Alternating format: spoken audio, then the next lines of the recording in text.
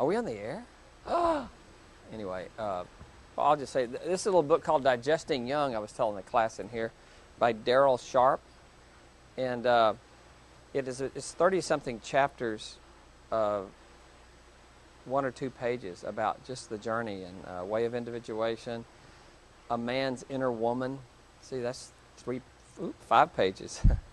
The value of conflict, the reality as we know it, a psychological archetype and instinct, on becoming conscious. But it's just a great, skinny, wee little book that has real insightful things. And if some of this Jungian kind of approach has meant something to you and you'd like to read some other stuff, this is a good one.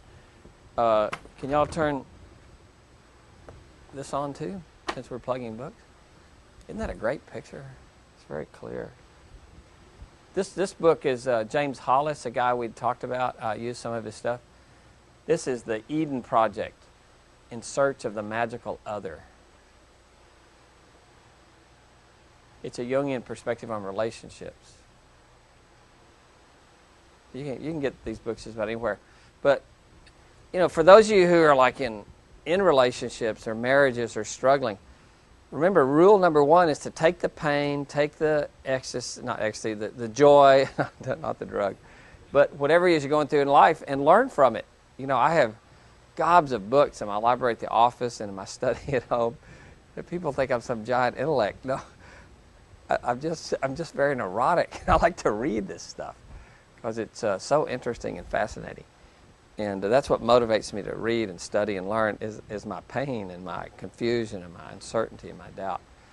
And but anyway, so these are a couple of books if you're interested in kind of reading further for this.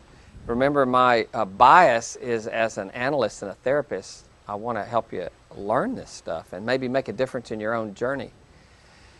It's not learning these ideas that makes a difference. It's people who learn ideas and whose lives are transformed who make a difference, who risk being their true self and following their hunches and their passions and their interests, and not just sit back and drift through life like some blind lemming going off the cliff, or what I call a mall person, an inch deep and a mile wide, versus being an inch wide and a mile deep. Is really becoming an authentic person. And so this our class on gender, we've been trying to, my attempt is to sort of survey gender and what we've learned in research. Our book has done that a lot to help us look at that. But more than that, look in my own issues about gender, because everything that I don't come to terms with, I'm projecting out on you. If I haven't come to terms with my own homosexual feelings, which are just as normal for anyone, you know, have a dream or suddenly, oh wow, it's a nice looking guy. It doesn't mean I'm gay, it's just that we all have those feelings. Gay people have heterosexual feelings or fantasies or something, and dreams like that. Well, all of that is just the depth and breadth of the human experience. And to the degree you meet those parts of yourself, integrate them.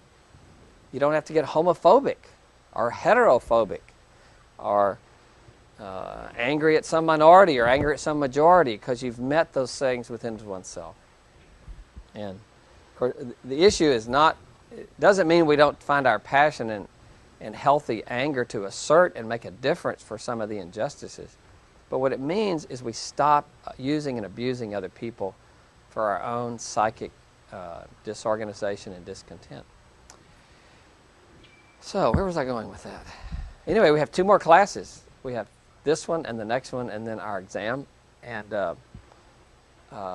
so today I want to look at intimacy and closeness, but before that I want to give you what I'm going to ask you on the test in a couple of classes for our 3rd exam. And this comes right out of the book. And there are, let's see, it comes out of chapters 9, 10, and 11. And I did take about 3 questions out of chapter 11. It's on rape and violence. And the frustration I feel off is teaching this is there's so much information, there's so many ways to approach gender and psychology of gender and the issues going on in our culture. And I address it in my lectures from some ways, but this is not to demean any way the information we get from the books. So I did decide Levin wasn't on your syllabus, but there's a couple of things I think worth looking at. First question will be, this comes right out of the chapters, starting with 9, 10, 11. It's why are relationships based on social attributes? Amy and Shauna, can you hear me? Yes. Okay. Why are relationships based on social attributes? Another one is, what did Hendrik what did Hendrik and Hendrik distinguish as styles of love?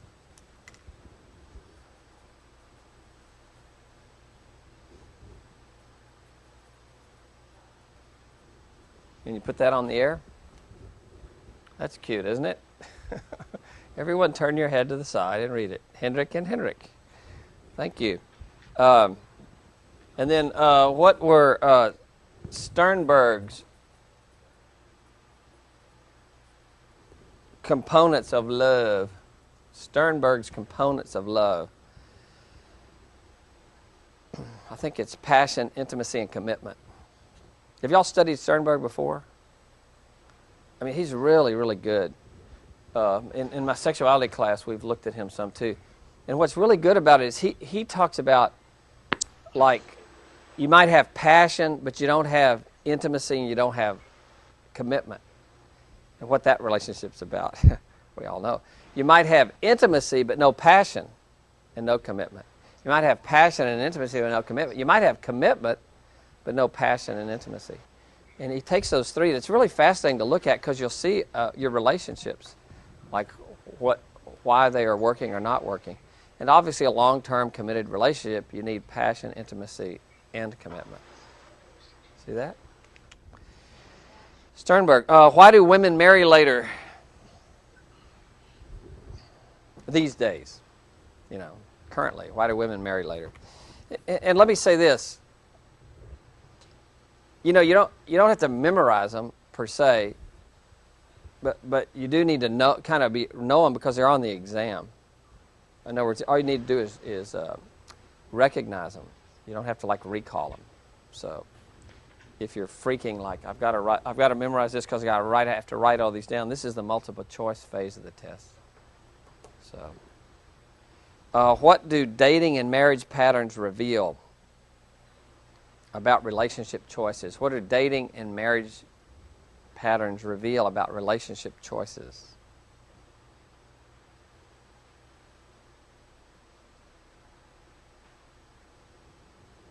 What do dating and marriage patterns reveal about relationship choices? And what legal and medical rights are denied gays and lesbians?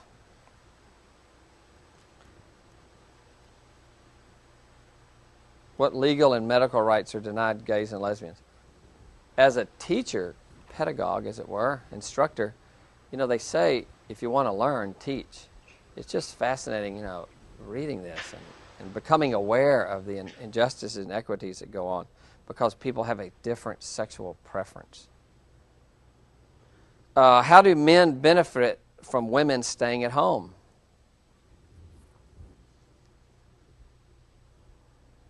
And again, just familiarize. I think there's 3 or 4 things that the book talks about there.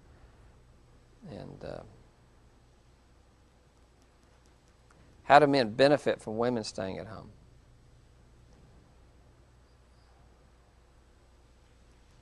And what kind of couples benefit from equal control over money? What kind of couples benefit from equal control over money? Probably living couples. What kind of couples benefit from equal control over money, like gay, lesbian, heterosexual? What I originally wrote in my notes, which awakens to my own shadow, I wrote gay, lesbian, and straight. And then something in me said, wait a minute, straight. So if heterosexuals are straight, does that mean others that are not heterosexual are crooked? You see this subtle implication? What? Yeah, bent. not straight, bent, whatever. Whereas I thought, there's that innate stereotyping that goes on. And judging, see, it just comes out because culture and, issues that we have to relearn. So gay, lesbian, and heterosexual benefit from what kinds of couples of those three? What are the downsides of child rearing for a woman?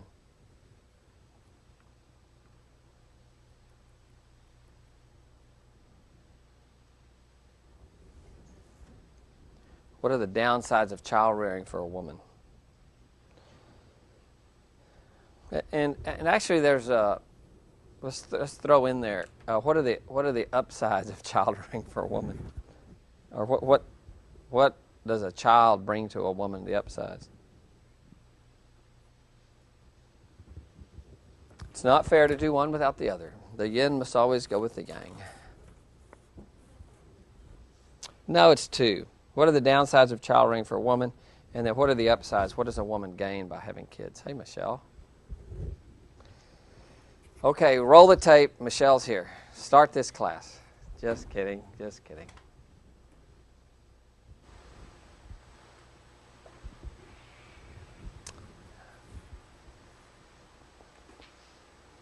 Let me see. What's most important in choosing a long-term relationship in terms of attractiveness or character? What's most important in choosing a long-term relationship? Attractiveness or character? In terms of attractiveness or character? I'm sorry. That is so easy. But it's interesting. In terms of what? Attractiveness or character? Thank you. Now, if you're an attractive character, that may be a good thing. Character of personality versus physical attributes. Okay, another one is, what is mutual marriage?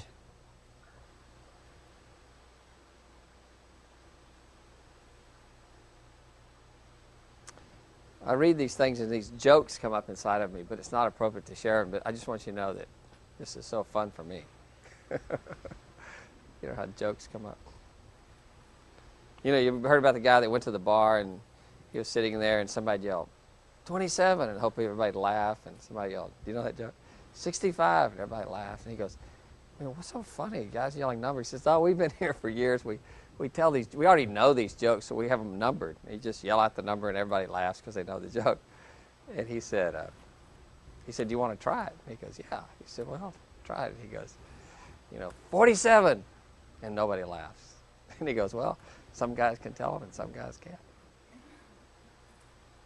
Didn't y'all think that was funny?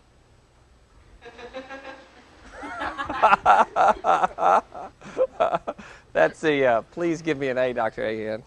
I'll laugh. Okay, what is mutual marriage? What are the three issues contributing to divorce? What are three issues contributing to divorce? They're kind of three premarital issues that contribute to divorce. If you're married, there's a lot more than three. Now, don't start meddling just because we're getting to the end of the semester. Okay. And then what are three myths of gays and lesbians regarding child rearing? What are three myths regarding gays and lesbians regarding child rearing? Gay and lesbian couples raising children.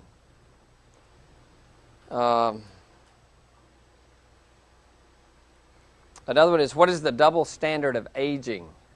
Double standard of aging. Que pase. Que pasó? What is the double standard of aging?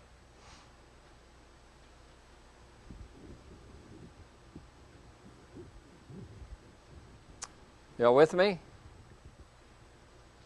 Okay. Yes. Okay, good. What psychologically is the most difficult stage for females? Childhood, adolescence, young adulthood, midlife, menopause, postmenopause. What's the most difficult stage for females? Does anybody have a shot at that one here? What do you think it might be? I'd say menopause.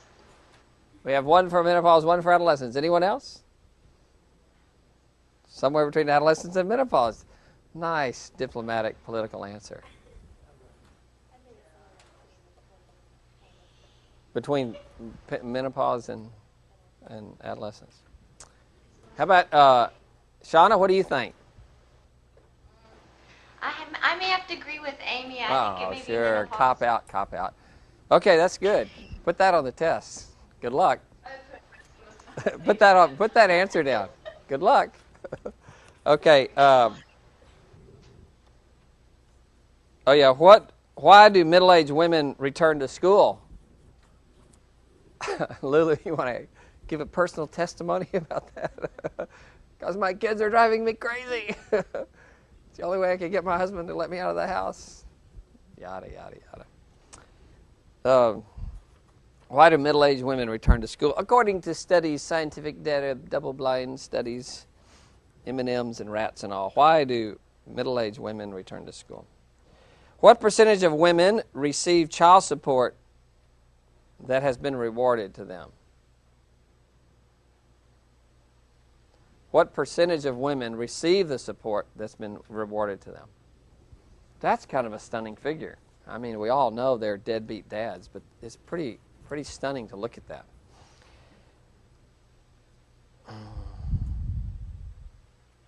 Okay, see, that really takes us to 9 and 10, and these next three questions, because 11 is not on the syllabus, right? Is 11 on the syllabus? Okay, but I thought we ought to throw it in because the issues of sexual harassment and rape, these are such, I mean, the country with the greatest incident of rape, sexual harassment of the industrial country is the United States, and by leaps and bounds we're ahead of everyone else. Well, we'll look at that in a second. But so I did pick three questions because I just wanted to bring integrity to that issue, as the books always do. Why do men sexually harass? They had 3 or 4 reasons in there why men sexually harass.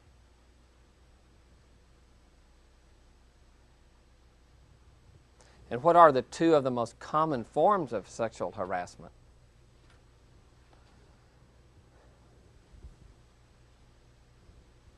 I so regret that I looked at probably 10 or 12 films before I did this course, and I couldn't get permission from anybody. One film company said we could buy the film for $800, and that almost, well, anyway, so we didn't do that. But there are some great films on sexual harassment in the office place, the workplace, that federal government's put out, and a lot of good stuff. And I'm sorry I don't have that, but my hope is you're aware of that when it happens. And then what does rape culture justify? What does a rape culture justify? Okay. Yep. Okay, that's pretty much multiple choice. Oh yeah. What was the other one? Some of the short answers. Well, I don't really have them here, but let's see. I'll ask you about what are Keller's 4 or 5 signs of the return of the feminine. Isn't that a fair question? And then another one was, we're just talking about what we've talked the last 2 weeks. What are the 3 waves of the feminist movement? Noting what each wave sort of focused on. And then what are the attributes of the, and then what are the 2 most, the men's movement? What are the 2 waves of the men's movement? Remember there was the feminist male movement, male feminism, and then there was the pro-masculist movement. So there's 2 about the masculine male movement, 3 about the women's movement. And so I'd ask you to just kind of list and describe those, and some attributes about each. And that should all be in our notes, because I think we know over a little bit. And then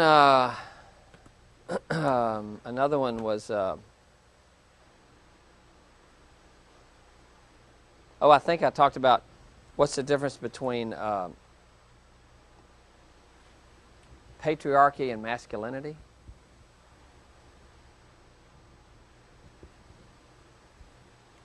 And, I think we talked that patriarchy is really just immature masculinity. It's too much masculine with not enough feminine. Too much logos, not enough eros.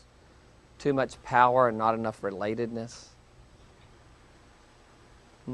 Negative patriarchy. Positive patriarchy is unbelievably important. That's how we get the roads we drove to school at today. We drove to school on which we drove to school. I can hear my grandmother saying, "Don't end the sentence in a preposition." You know that joke about that? Did I tell it? I didn't. The film wasn't on, was it? Oh, good. I won't tell it then. You'll have to come to class to hear some of this stuff. Okay, and then another question is, what are the 4 principles of relationships from Hollis that we looked at last time? That's a good question. That's 3, 4. 1, 2, 3, 4, 5. Is that 5? Oh, cool. And another one, well, I'll go over this again. I only have 4. I must have Push the missed button, one. push the button, push the button. Listen. What are Keller's 5 signs? What are the 3 waves of the feminist movement and their focus? What are the 2 waves of masculinity? What is the difference between patriarchy and masculinity? And where are Hollis's 4 principles of relationships? Can you say the first one again? What are Keller's 5 signs of the return of the feminine? That's from that class you guys missed, I think. What? Yeah, you'll get a free one. Have y'all looked at the film yet? Yes. Was it that bad? Give me a break. Oh, not another class. We got to go home and watch Dr. Egghead's class. But you looked at it. Didn't we talk about it in that class? Yes. Hello. Okay. Yeah, and I may put the masculine and feminine together, but I may not. But anyway, that's something to look at. But I'll clear this up more by the next class when we review the short answer things. And then, and you know what? I may even do another. Well, let me just see. But I may ask you about, like, what do the 4 of the symbols in Iron John's story, like, what's the ball symbolize, and what does the key symbolize, and what does the what's something else, Kim? What does Iron John symbolize? Yeah, right. The wild man. What is the wild man? So what does Iron John symbolize? The ball, the key, the forest. Yeah, the forest. The unconscious. Don't you think the ball is more of a catalyst? The ball? Yes, I think like the ball is more of a catalyst than it would be like representing his wholeness, because if the ball wasn't there, he never would have had interaction with the monster. It's because of the ball that everything happened. That's so good. That's so good. That is so good. Now, here's the deal. That is really good. But here's the deal. If you pursue that which, if you pursue your journey toward your aiminess, your individuation, your true self, your wholeness, the integration of your personality, the daring to follow the holy hunches, that which you are within, that is the ultimate catalyst. You're going to meet your shadow. You're going to meet the monster. The wild man is not the monster. Remember how gentle he was? He's just that instinctual, real self inside, that true self within, which often we have to retreat from society to find it and listen to who we really are. It's our passion, our urge for life itself. That's what that represents. But that's interesting. I mean, I'm agreeing with you, kind of. If we'd say the ball is, and maybe it is just a catalyst. But see, the ball is a symbol of that which is precious and valuable. It's that a projective identification, like a little baby with their doll or their blankie. Like, do you have a teddy bear, Amy, or a blankie? I bet you have a Curious George. What? No, I don't have a blankie or a bear. Did you at one time? No. I had a twin sister, so I guess I didn't need that stuff. Oh, your twin sister. She was your blankie. How cute. Well, They're always together, so should yeah, like comfort, I there's guess. probably studies on that. And but anyway, we connect with that which animates us. It's our parents, it's objects, it's people, it's ideas, and ultimately the idea is to connect that with deep within ourselves, the still small voice, the God within, the imago Dei, the one's mystery, one's true self, the real you, and maybe the ball's a symbol of that. Maybe you're right. Maybe it's just a catalyst. And see, this is the fun thing about a story, is you get to chew it up and look at it. Symbol, sim means with, and ball means throw. Symbol means to throw something around. See? Because it's enriching to look at it and talk about it.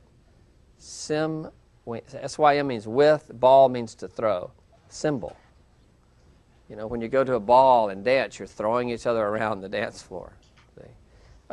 So what's fun about a story is symbol is it keeps bringing new energy to it. Okay, so we talked about Hollis's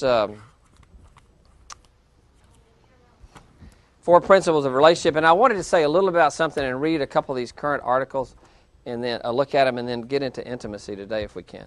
And one of the things is he says the first symbol is what we do not know about ourselves, we will project on the other. Remember that? Isn't that funny? I can't find it. Anyway, what we don't know about ourselves, we will project on the other. And what his second one was, we project our childhood wounding and our individuation imperative onto the other, capital O. Be that sometimes our images of God, which is, I think, essential to have some spirituality and connection to something greater than the ego, whatever that means for you in your own symbolic world. But the other may be that lover, that spouse, that parent, that somebody that's going to rescue us. The second thing is we project our childhood wounding and ask somebody else to take care of it and cover it so we don't have to face it and find healing. And our imperative to grow and become ourselves. We often live off and out of other people. And then his third thing was projection always gives way to resentment and the problem of power. When people let us down that we're depending on to act and be in a certain way so that we can find nirvana, the Garden of Eden, paradise, have all of our ego needs satiated, and it's this urge to return home to where it's all safe.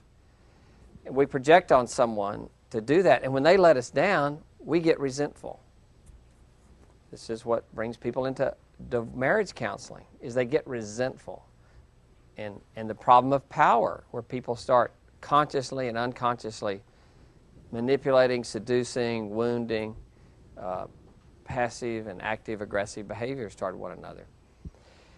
And so one of the things an article I recently saw in the paper this week, which I have discovered in my several years being out here, that college students don't read the paper, which is fine. I don't think I did either when I was in college. But I was in college till I was 35, so I eventually read it. See, it's easier to take exams than make career decisions. Okay, this was an article recently. It said the study indicates, put it right over here. Study indicates that date violence affects 1 in 5 high school girls. And I'm wondering about projection, resentment, and power. I'm just wondering about this. 1 in 5 high school girls has been physically or sexually abused by a dating partner, significantly increasing their risk of drug abuse, suicide, and other harmful behavior, the study suggests. Just leave it right there and kind of look at it. I'll read a few points. 22% of the high school students in this study are victims of non-sexual dating violence, with girls slightly more likely to report being victims.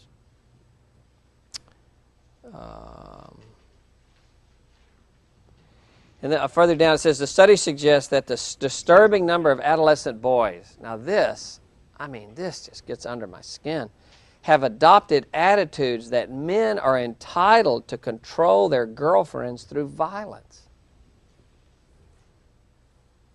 according to Jay Silverman at Harvard University School of Public Health. Participants were asked if they'd ever been shoved, slapped, hit, or forced into any, I'll just leave it right there, any sexual activity, including rape, by a dating partner. They also were asked about recent risky behavior. Victimized girls who had had the experience of being abused, the studies show, are about 8 to 9 times more likely to have attempted suicide in the previous year. So that means that if somebody doesn't have a reason to live, they're not taking care of themselves and conscious, and they've been abused, they probably have already tried suicide 8 to 9 more times than somebody who hasn't been abused. Another one is 4 to 6 times more likely to have been pregnant, 3 to 5 times more likely to have used cocaine, 3 to 4 times likely to have used unhealthy dieting methods such as laxatives and vomiting. Dr. Marla Kushner, director of Chicago Weiss Memorial Hospital of Adolescent Medicine, says she suspects the problem may be more widespread than the study since so few blacks were sampled, and previous studies found that blacks were more likely than whites to report such violence. So, what you sort of learned in this class as we looked at the unconscious, what might we surmise about men who are perpetrating violence on women, about a man's integration?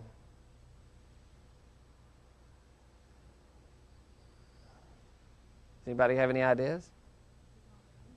Do what? Yeah, push the button and say that.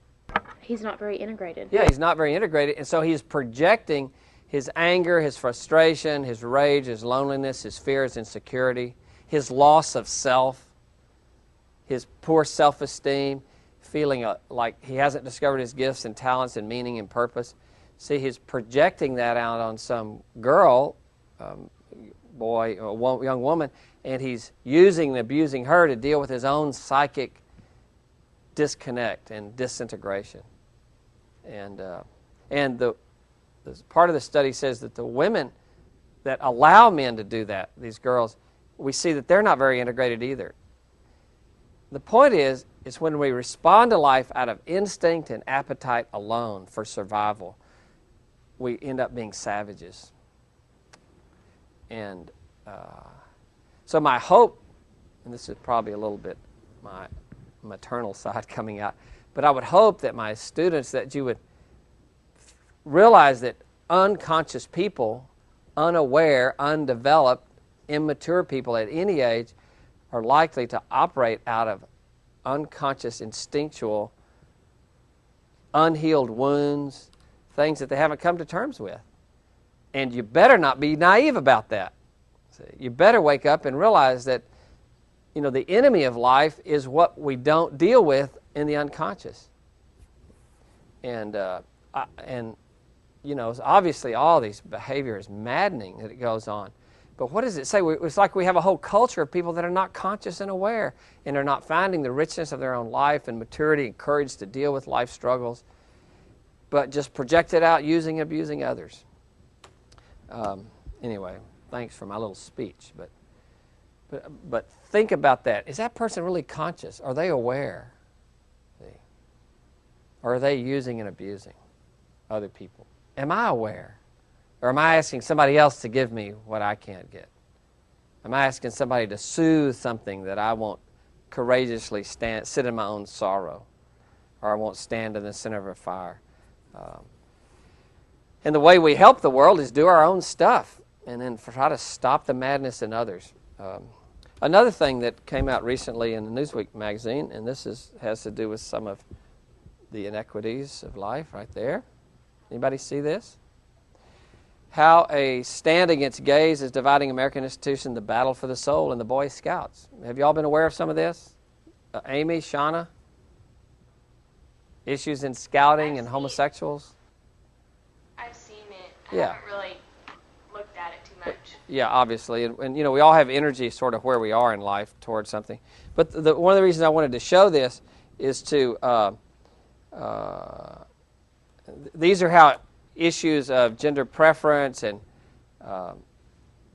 our taboos and our fears and our insecurities and our misunderstandings, how they affect and pervade all through society. And in this article, there's a little piece at the end over here.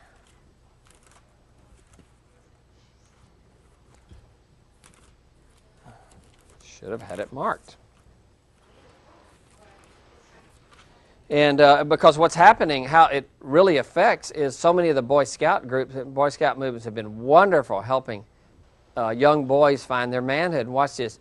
Young boys from split homes where there's no father figure, and Scout leaders have been tremendous in helping young boys, and be initiated into manhood. And there are many, many single moms who would tell you that the Boy Scout troop has been essential. So this is an important institution in the country, and yet it's under fire, as it were, because of it says Boy Scouts coming of age. And it's an issue like many things, like the civil rights movement and the women's movement. Things will be happening on and on for us finding our consciousness. Well, I'm not going to read this, but just except to say it's a problem. One of the problems is the United Fund agencies that support a lot of the Boy Scout programs are mandating that we don't put up with discrimination. And so the Boy Scouts go, well, what are we going to do if we can't get the money? And so the Boy Scout program is splitting like many religious institutions. The fear is it'll split. And there'll be those who will say, because the Supreme Court, I think, ruled that because it's a religious institution, they can set the rules, see, and do what they want to do. But it's like of splitting, not gay Boy Scouts and heterosexual Boy Scouts. What's splitting is tolerance versus intolerance. You see what I'm saying? So I'm just trying to say that the issues of gender and violence and misunderstanding and tolerance, and these are difficult issues for anyone and everyone to deal with, that this stuff is going on all the time. And I just want to expose you to that. And projection gives way to resentment and the problem of power. And the only way to heal a relationship is to take full responsibility for one's own individuation. So my work, your work, our work is to do our own work and then to responsibly share that and live that out with other people in an appropriate way. Okay, now I want to talk about intimacy and factors that create safe environments for intimacy and closeness to flourish. And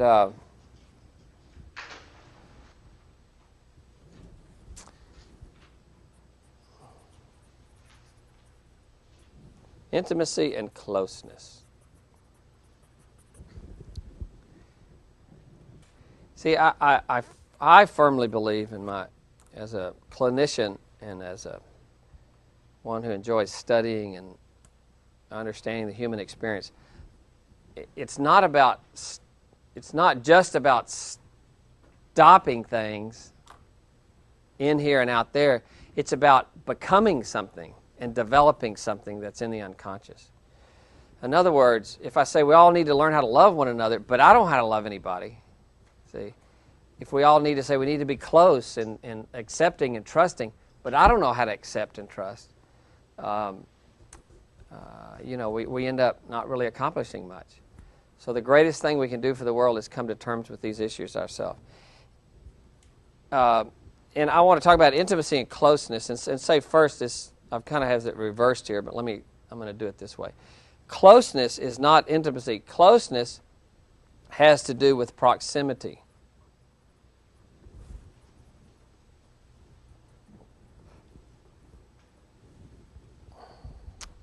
Closeness is when you speak to someone often, when you work with someone, live with someone, when you know their likes and dislikes. Closeness has to do with proximity. When you know their daily schedule and activities. Closeness is very intense, personal awareness.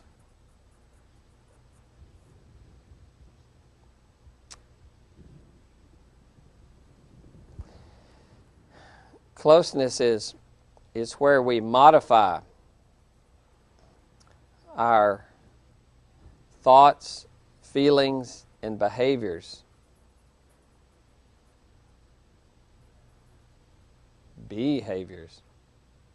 I saw a class last night on TV where they were doing PowerPoint. This is Dr. Agan's power punt or whatever. Anyway, we know where they just punch in these little things. And I thought, well, it's how creative to look at this sloppy penmanship. We modify our thoughts, feelings, and behaviors to accommodate the other person, another person, to accommodate another.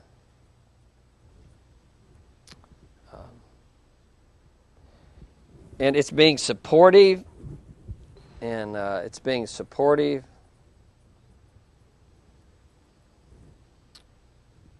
focusing on needs, dealing with problems,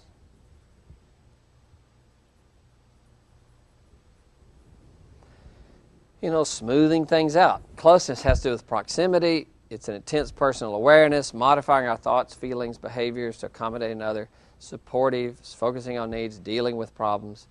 And it comes through living, working, being with another over time. Being with another. And so many times we confuse closeness with intimacy. And there's a healthy closeness and a loving closeness, and then there's an unhealthy closeness. A healthy closeness is people are supportive of one another in an environment, living together, roommates. Unhealthy closeness is couples who are stuck together with chronically dissatisfied relationship.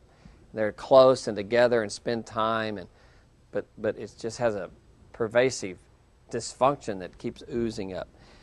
On the other hand, intimacy is not closeness. Intimacy is something far different from closeness. And intimacy has, let me see how I'm going to say this. Intimacy is relating at a deeper level. By revealing private thoughts and feelings.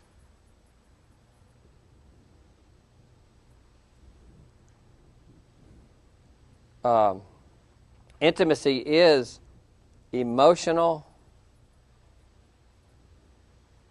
accessibility.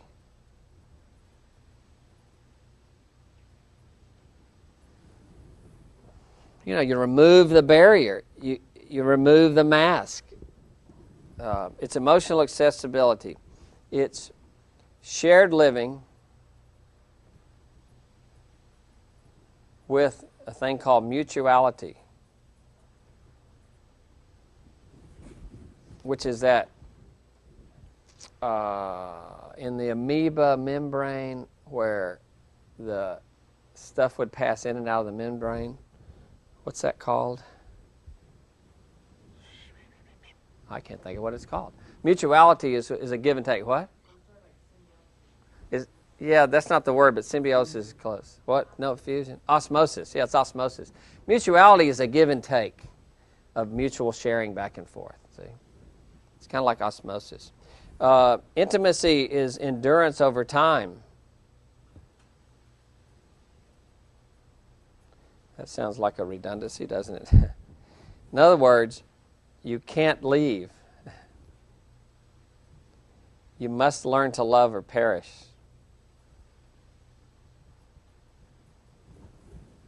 Golly, that looks terrible, but you can see it. You're writing in your notes, and your notes are nice, and your handwriting's good. And then finally, I'll just say this, is it's being known at many levels.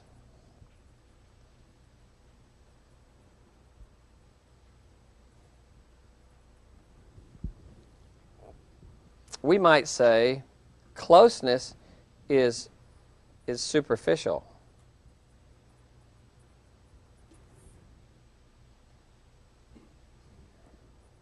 Superficial. Super.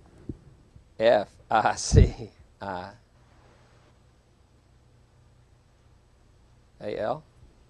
come I'm having a hard time writing superficial? S-U-P-E-R. Super. F-I-C-I-A-L. Superficial. Okay, that's right. Closeness is more superficial, where intimacy is what? Thank you. is deeper connection. And here's the deal. The deal is closeness. They get confused because intimacy requires, I have it written down here someplace, intimacy requires equality of power. Intimacy requires equality of power.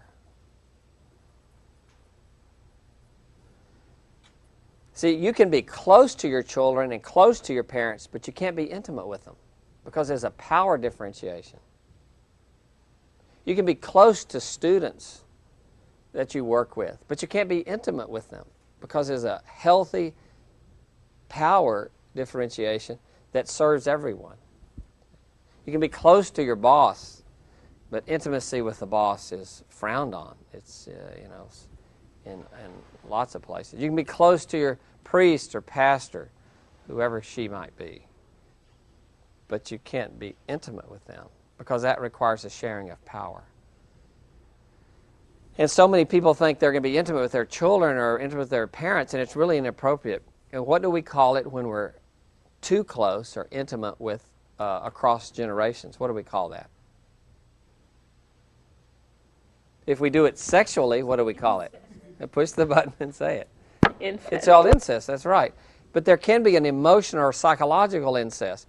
The classic thing, and there are many examples, is the parents get divorced and there's the son and the daughter, whatever, or there say it's a son, only son, and the son's like 9 and the mother's rather frail and struggling, and the father, he leaves the country or something.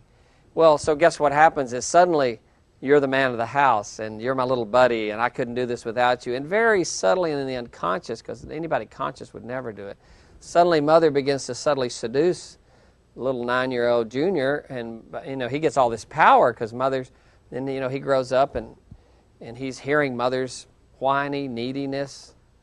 And often it'll happen with teenage young women when the divorce happens, that mother wants to share her feelings and issues and struggles, and the daughter, particularly if she's intuitive and sensitive, suddenly they become little buddies, and boundaries get crossed all the time. This goes on so much that much of the work that we do as therapists is people in midlife having to divorce their mother and father that they've been too intimate with. What happens after adolescence? Push it button. What happens after adolescence? And you said that before, that you have to give up, that parent-child relationship and just become friends after so long. Yes. Then you can become intimate with your, not sexually or anything, but you can get that power level to be more equal. That's a good question. I think at some level there is a healthy separateness that should always be there. When my son was in junior high or something, there are certain jokes I wouldn't tell him. Now I'll tell him those jokes. But there's a whole lot about my life that I'll never tell him, about his life that he'll never tell me because it's not appropriate. See? Now, if it was a huge crisis that, I had to reveal something, I'm sure that would happen. But there's something about respecting those boundaries that is really important. Intimacy is really made for true peerhood, and you get that with people you share peerhood with. So you can be close to your family members, you can be close to anyone that you don't have, that you have a power differentiation with. And remember, closeness is wonderful because you share so much, but intimacy is reserved for something far deeper than that. And let me show you this levels of communication. And this is, y'all have probably seen this before. The first is commonplace. It's why we have That's why we have weather to talk about. So there's something to say in the elevator or when we're pumping gas. Oh, think we'll get some rain. Don't know. Gee, it's hot out there. I mean, commonplace, just, communication. This is different levels. And the second level of information is exchange of information.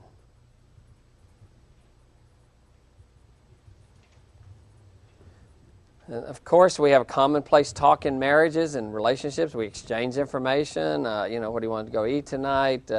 Gee, the kids have this problem. Or, gee, what are we going to do about this? And we exchange information all the time. But watch this. Intimacy, we're going deeper in the relationship with someone. A third level is expression of feelings.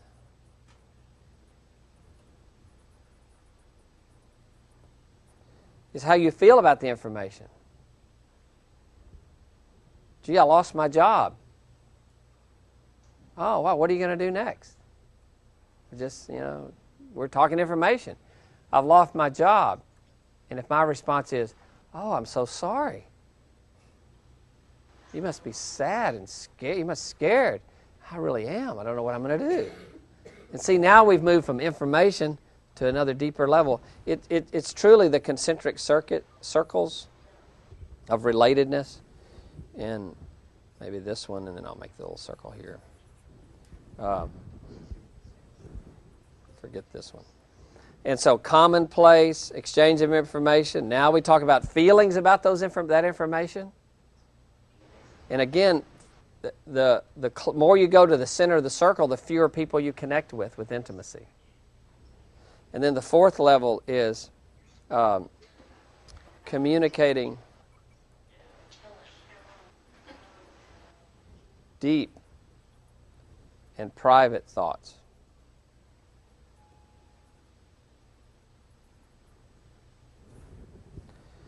Communicating deep and private thoughts. And see, that's kind of this level here. And the reason I drew this circle here is there's really an area of life at the center of our soul that we just never share with anybody. I mean, and some people say, well, yeah, that's me. And their whole life is not sharing it with anybody, even in long-term relationships. But I'm just honoring there may be a place of stuff that we keep for the mystery within and for sacred stuff. But these are level of communication. The four F's of intimacy that I learned from a colleague.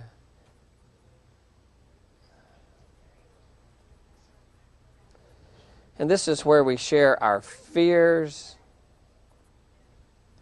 our feelings, our fantasies, and what's the other one? Who's been in my other class? Lulu, come on. What's the other one? And I gave you an A in that class, didn't I? I didn't? I'm sorry. Our failures.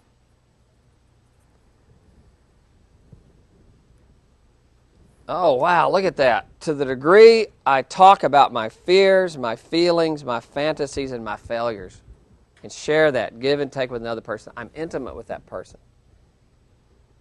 And what's so interesting is people spend all their lives with people and never talk about their feelings, never talk about their fears, never talk about their failures or their fantasies. And not just sexual fantasies, but fantasies for, what I'd like to do one day, their dreams or hopes or aspirations. You don't have to, it's just this stuff that bubbles up from the magnum of the psychic underground. You just talk about fantasies. And when it's all said and done, at the end of the day, at the end of the journey, the people you're intimate with are those people you talked about your fears, your feelings, your failures, and your fantasies. And the thing that's astounding to me is how many couples I meet that have been married 5, 10, 15, 20 years and never talk about their feelings to each other, never talk about their fears or their failures or their fantasies. And they're terribly close and involved and, enmeshed and entangled in all kinds of common experiences, a lot of proximity, adjusting their lives to accommodate, but they never talk at a deeper level of what's going on inside. And I'm telling you, if you go through this journey and you have one other person that you can really talk at an intimate level, you're very lucky. You're very fortunate. But many people go through life and don't have anybody. They never talk about their feelings. And to me, that's just unconscionable, you know. And of course, we're in a culture that confuses closeness with intimacy. And perhaps that's why so many of us in relationships always have to have something to do, because we don't know how to just be and just let dialogue come up. I mean, the richest, most entertaining for me experience in all of life is rich dialogue with another person about stories and life and fears and feelings and fantasies and failures. The rich, I mean, it's for me, it's the stuff of life to hear somebody's story. There was a guy a few weeks ago in my office, and he told me about this numinous experience he had, and he went bear hunting in the northwest British Columbia, and I make no judgment about what he killed and how he killed it, but he cried most of the way to it. We were actually at the end of our counseling session. He said, it'd take me about 25 minutes to tell you this story, but I met a bear on his own turf. It's one of those fly-in. Well, you would love this story. And, you know, pretty much the end of the session. And I knew at that point, it's not about watching the clock. It's not about exchanging money. It's about here's someone that's had an experience that has animated his life. And his life will be forever changed because of this experience with these bears, this bear particularly. And, you know, he said, you know, if you ever want to hear it. And I said, I want to hear it right now. And you can take 45 minutes. I don't care. I want to hear this story. And out of that, rich, deep things were going on. I said, well, what does this mean? He says, it means my life will never be the same. He said, I can't go back to corporate jungle. I can't go play those games because I haven't had an experience that awakened my soul like this. You know, like, and in the midst of it, he said, what I discovered is that bear and I are brothers. And I said, yeah, we are animals, aren't we? See? And it was powerful stuff. But hearing that level of intimacy and sharing. I remember several years ago, a woman in my office, mid-40s, and we were talking about her childhood and situations. She said, she stopped and she said, I've never shared this with anyone. I'm telling you, when that happens as a therapist, I realize I'm on holy ground. And I do not own the ground that I'm on because it is the sacred mysteries ground, and I'm just the mediator. I'm just the messenger. I'm just the attendant of sacred stuff. And she said, I just thought of something I've never shared with anyone. I said, really? She says, yeah, when my mom would get real upset with us, the kids, she would take us to the orphanage. And she'd drive by and stop. Say, if you don't behave, I'm sending you there. Big old crocodile tears came up in her, and tears came in my eyes. And she said, I must have gone in it because I know what it's like. And I said, she said, it happened many times. And I said, once would be enough. I'm going to abandon you. I'm going to throw you back if you don't behave correctly. It has a ring of humor, but it doesn't when you're 5 and 6 and 9. There's nothing funny about it. Because remember, that bonding, see. And so whenever I hear someone say, I've never shared this with anyone, it's like, you know, whenever you hear something like that, first of all, it's saying you're safe enough that they can share it. Hello? What's that about? See? So I better pay attention and be with them and realize that when somebody shares something, Jung says when you share who you are, you validate its meaning.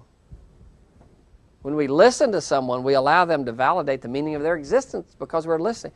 Tell me more. But what do most of us do? Somebody shares something and we think of what we're going to say next, and they say, well, I was in a bad car wreck and almost lost my life. Huh. Well, you know, I had one several years ago and it was just terrible. Yeah, and mine was horrible. Well, mine was it. See that narcissism? It's always back about me, always about me. And you know, the idea is to be conscious and aware enough to really get in somebody's story and stay in their story and allow them to marrow and reflect their own sacred. And this is what's really weird, and this is much more than y'all are paying for. But those of you that want to be therapists, the mystery, the soul heals somebody's life. The soul will heal itself, given the right environment. That unconditional positive regard and affirmation and listening and validating. The soul will heal itself. So many people think psychotherapy, counseling is coming to get advice and 10 points to a happier life. It's not about that. It's allowing someone to open up and experience the good, bad, and ugly of their life and to find meaning in all of it. Intimacy. So intimacy is crucial to experience the knowing and being known with another person.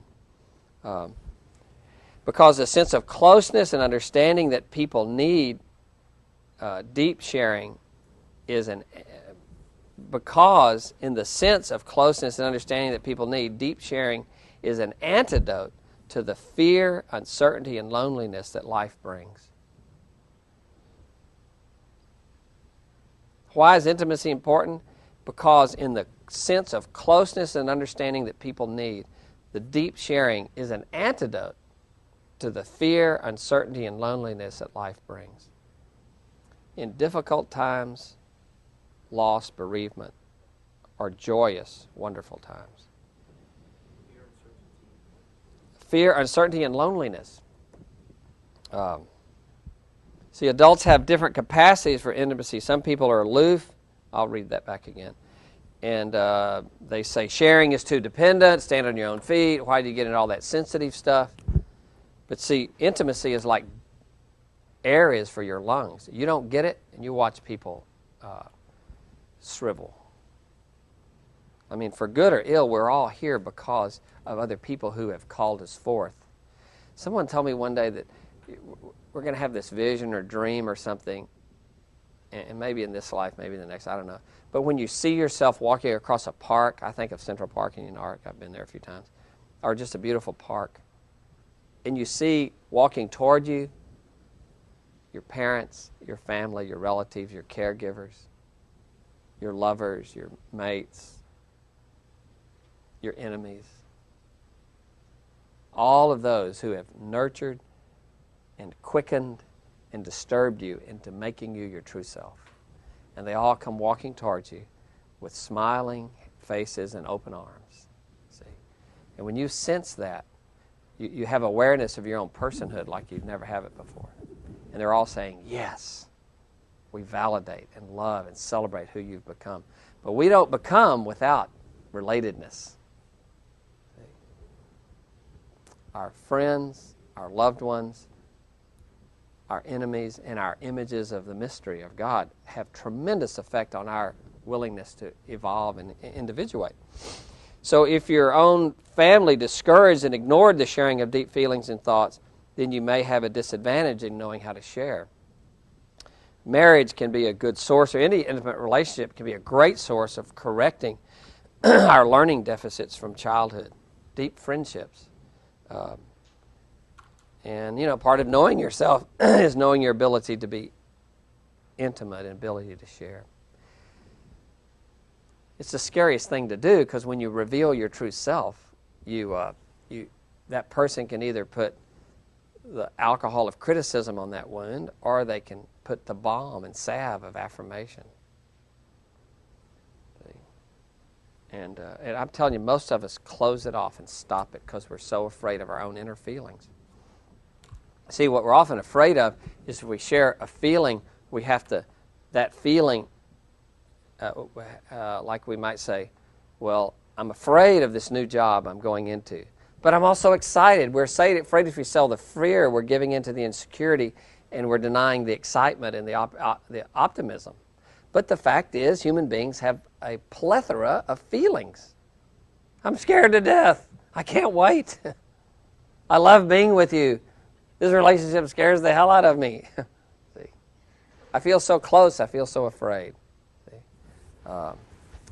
This is so hard, but gosh, it's bringing new energy, and there's something arising. It makes it easier. I mean, the idea is there's always the paradox that's there. The opposites are always there. But we're afraid if we reveal one feeling that we're labeling and stereotyping ourselves. See? If I have that feeling, then you found me out. Well, the fact is, we have all kinds of feelings, and the healthy person is aware of the ambivalence, ambiguity, and the multitudes, as Whitman said, that lie within us. And you can have lots of feelings, and out of that, respond differently to life out of that. In fact, the person who's aware of all their feelings really has the ability to make more decisions and come out with their decisions and wait during the struggle, because they're not trying to be unidimensional. They're multidimensional, the human experience. Okay. Y'all find that kind of interesting? Y'all are nodding. I can't see you guys nodding over there. Are y'all nodding? Are you nodding off? Yes. Okay. Not nodding off. I find this very interesting. It is very interesting. Well, let me jump into this. We just have about 10 minutes. But let me jump in to talk about factors that create a safe environment for sharing of feelings. The factors that create a safe environment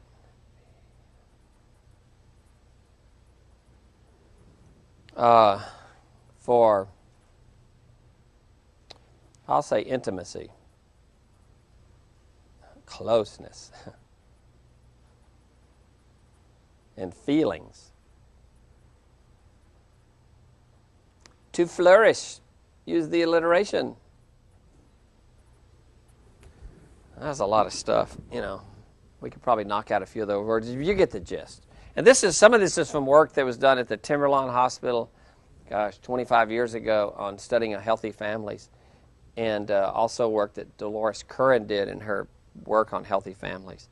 And this can give us, how do I develop my intimacy, my emotional world? How does this help to flourish?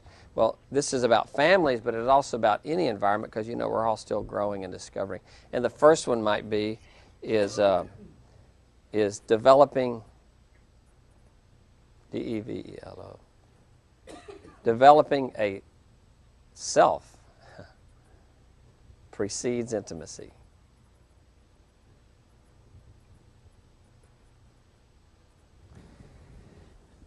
In anything, it always starts with the self and goes back to the self.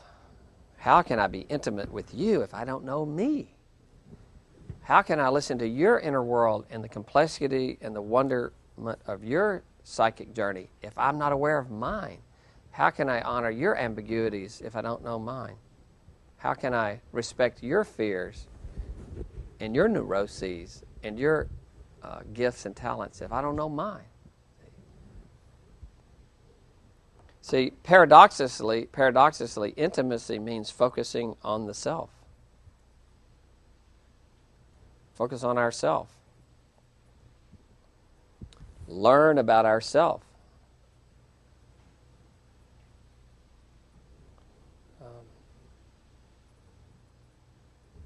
Express and reveal the self. I'm thinking in my mind back in, I guess in my early 20s, when I was doing youth work, or we took about 3 busloads of kids from Tyler up to Six Flags.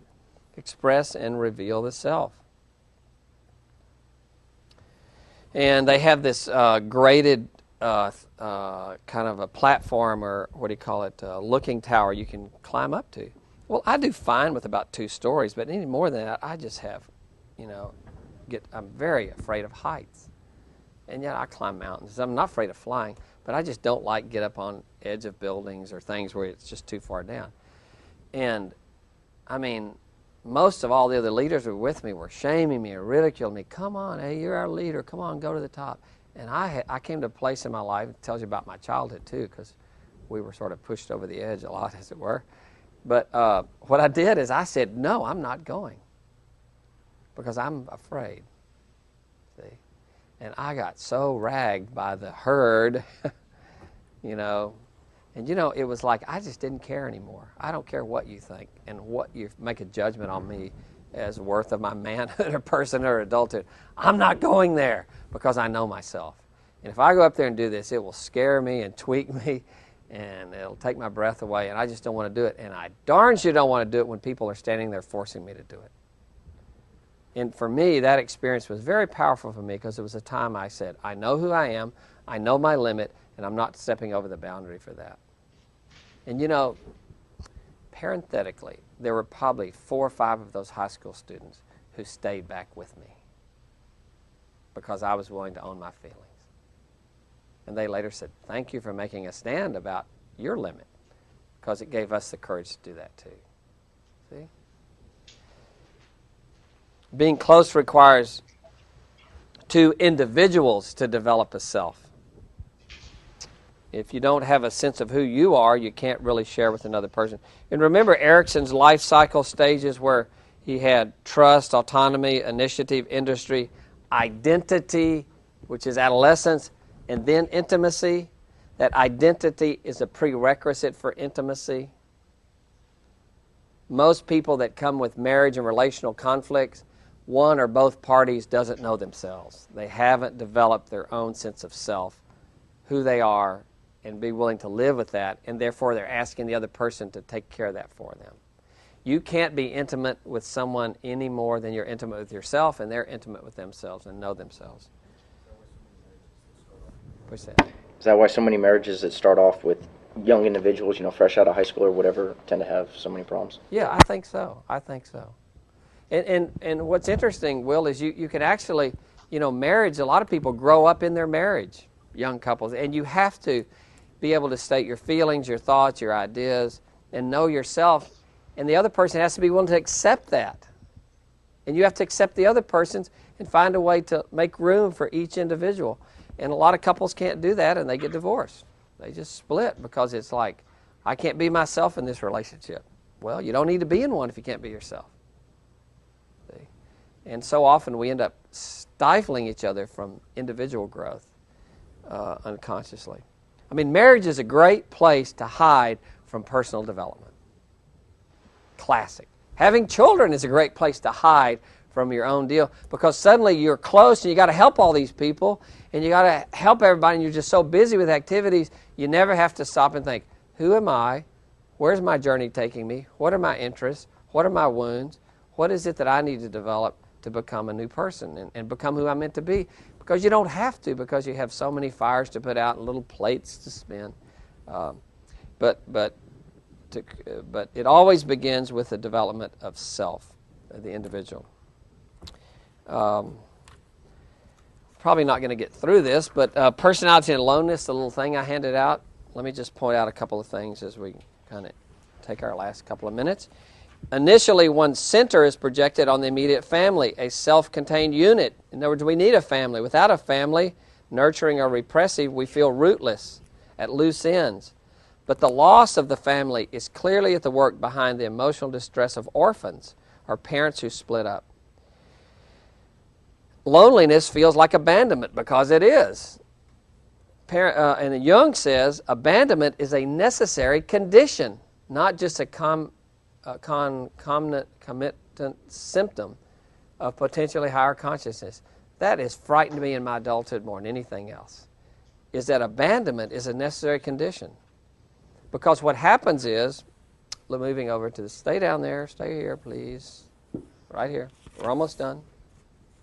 Anyone in the process of becoming independent must detach from his or her own origins, from mother, family, society. Sometimes this transition happens smoothly. If it does not, the result is twofold. Poor me, my life is so tough, regressive longing for dependence, or a psychic experience of potentially creative nature. That is the divine child. We find new life and exciting possibilities. The incompatibility between these two directions generates a conflict that precipitates crisis. This conflict, somebody hold me, I got to stand on my feet, is what the price that has to be paid in order to grow up. We long to return to nurturing of the past, but we are drawn toward an unknown future. And let me finish with this. Initially, this conflict goes hand in hand with the feeling of loneliness behind the archetypal motif of the abandoned child. Jung observed higher consciousness is equivalent to being all alone in the world. The antidote for loneliness and abandonment is the development of a personality. But this does not happen unless one chooses his or her way consciously and makes a commitment to develop an inner life rather than go the conventional ways of moral, social, and political or religious nature, any one of the isms that often keeps us from becoming a person. So in a terribly interesting sense, our abandonment and loneliness that we experience is often the path toward intimacy, because we develop a relationship with ourself. We develop a personality. And in doing that, we can be in a relationship with another without sapping or sucking or indulging or projecting on another person to be where we haven't found within ourselves. You might want to read this article a little more. We'll look at the rest later. Thank you. Bye. We're out of here.